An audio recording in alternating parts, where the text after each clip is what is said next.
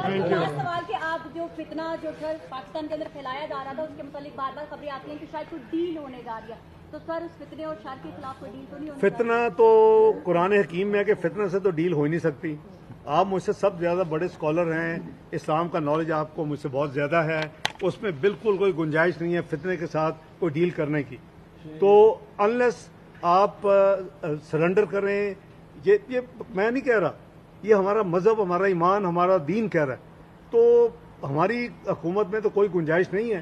तो ये ऐसी जो स्टोरीज और जो अफवाहें फैलती रहती हैं, वो ये भी था कि किसी मुल्क में नया सदर आएगा तो बस फिर एक हफ्ते की बात है, ऑर्डर होगा तो बस फिर लोग बाहर आज़ाद होकर कहीं और आ जाएंगे, तो कोई ऐसी बात नहीं है। ये हुकूमत किसी असूल के ऊपर कॉम्प्रोमाइज़ नहीं करेगी।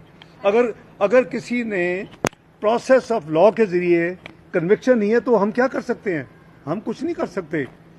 तो बात यह है कि ये इस तरह की स्पेकुलेशन जो है ना, वो जो लोग फैलाते हैं, को मुल्क की खिदमत नहीं करते। इमरान खान 9.5 मई पे माफी मांगने तक आपका ये कहा जा रहा है कि उसे कोई भी नहीं हो सकता, क्योंकि जो भी हालात हैं इस वक्त, और खास तौर पर जो 9.5 मई 26 नवंबर हुआ और जो आर्मी इंस्टॉलेशन पे हमले हुए, क्या ऐसी जमात को बैन नहीं कर देना चाहिए जो लोग इसमें मुलव्विस थे? पूरी जमात तो नहीं, जिनके कहने पे हुआ इमरान खान उसके मास्टरमाइंड करार दिए जाते हैं। देखिए अजहर साहब, there is a due process of law. ना मेरा उसके ऊपर अमल दखल है, ना होना चाहिए, किसी का भी नहीं होना चाहिए।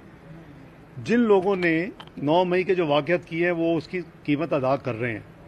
एविडेंस बेस्ड सजाएं हुई हैं और एविडेंस बेस्ड प्रोसेस हो रहा है। ना हुकूमत को उससे लेना देना है, ना उस वक्त हुकूमत ने ये एक्शंस लिए थे। तो मैं समझता हूँ कि इंशाअल्लाह जो एक इंसाफ है वो नज़र भी आ रहा है, कैसे ट्रांसपेरेंट तरीके से हुआ है, फैसले भी आपके सामने हैं, तो उसमें कोई गुंजाइश नहीं है जी।